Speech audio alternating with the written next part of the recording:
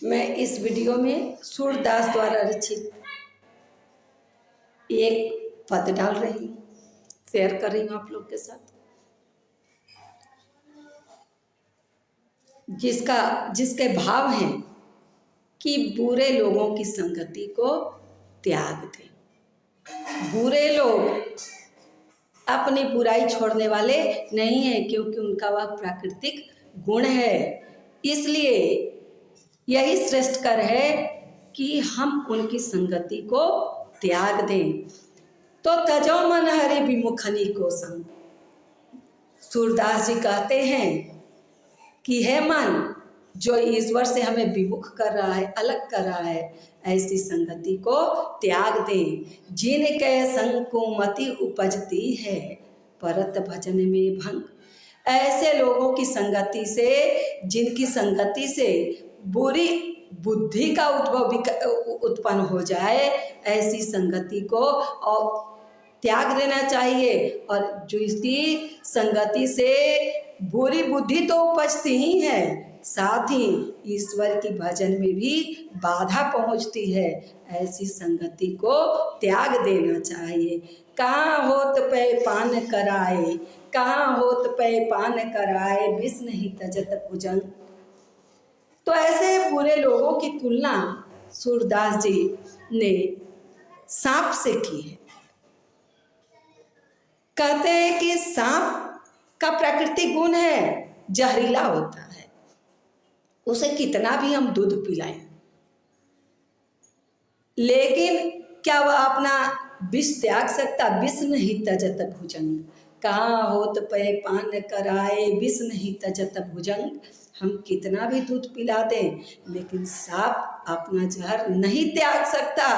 इसी तरह जो बुरे प्रकृति के लोग हैं, वह अपनी बुराई छोड़ने वाले नहीं हैं, इसलिए छोड़ देना चाहिए। का कहीं कहा कपूर चुकाए, का कहीं कहा कपूर चुकाए, स्वान अनहवाए गंग। कहते हैं कि कौवा का प्राकृतिक गुण है गंदगी खाना। उसको अगर कपूर चुगाए तो वह नहीं चुगेगा, और गंदगी खाना वह छोड़ेगा नहीं। स्वान अनवाए गंग। और स्वान का अर्थ होता है कुत्ता। कुत्ता का प्राकृतिक गुण ही है अपवित्र। ऐसे तो आज इस आधुनिक युग में घर घर में लोग कुत्ता पालते हैं और अपने बेड पर कुत्ता को रखते हैं, किंतु हमारे सनातन धर्म में उसे अपवित्र माना जाता है।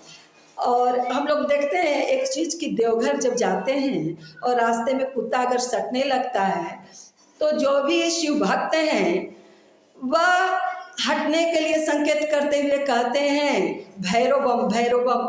तो लोग थोड़ा सा साइड हट जाता है, अपवित्रता का डर है। तो इसलिए कहते हैं कि कुत्ता का जो प्राकृतिक गुण है अपवित्र होता है। तो सूरदास जी कहते हैं कि स्वान अनवाए गंग। क्या कुत्ता को गंगा में स्नान करा देंगे तो क्या वह पवित्र हो जाएगा? खर को कहा अर्गज्जा लेपन, मरकट भूषण अंग। सूरदास जी कहते हैं कि खर, खर का अर्थ होता है गधा। खर को कहा अर्गज्जा लेपन। अगर अर्गज्जा, खर बने गधा होता है, और अर्गज्जा चंदन का टीका जो हम लोग लगाते हैं, तो वह कौन लगाता है? चंदन का टीका कौन लगाता है? पंडित, विद्वान। तो सूरदास जी कहते हैं कि गधा का तो प्राकृतिक गुण ही है मूर्खता। तो अगर उसे चंदन का टीका लगा देंगे तो क्या वह विद्वान हो जाएगा? तो और मरकट भूषण अंग। और मरकट का अर्थ होता है बंदर।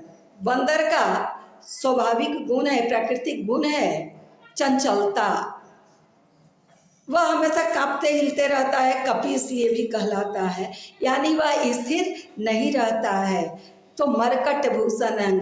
कवि कहते हैं, सूरदास जी कहते हैं कि अगर मरकट को यानी बंदर को आभूषण पहना देंगे तो क्या वह स्थिर हो जाएगा? वह अपनी प्राकृतिक गुण चंचलता छोड़ देगा। गज को कहा सरितन वाए बहुरी धरत हुए ढंग।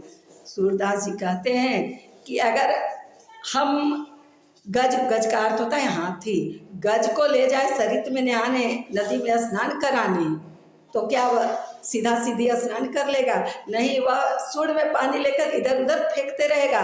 तो इसी संदर्भ में सूरदास जी कहते हैं कि बहुरी धरे वह ढंग।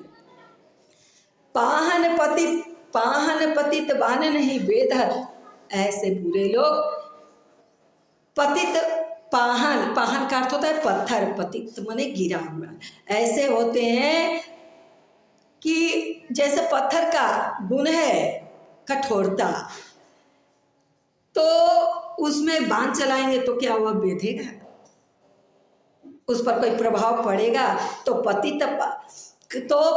पाहन पतित बाण नहीं बेधत। वैसे बुरे लोग उस पतित, पाहन यानी पतित पत्थर के समान, गिरे हुए पत्थर के समान हैं, जिन पर बाण चलाएंगे तो कोई असर नहीं पड़ने वाला है। रीतो करत निसंग, और वह अपना जो स्वभाव है उसी अनुसार कार्य करते रहेंगे। सूरदास कारी कमरी पर चढ़े न दूजो रंग। सूरदास जी कहते हैं कि ऐसे लोगों का प्रकृति जो है वह काले कंबल के समान होता है, जिस पर कोई दूसरा रंग नहीं चढ़ सकता। जय हिंद, जय भारत।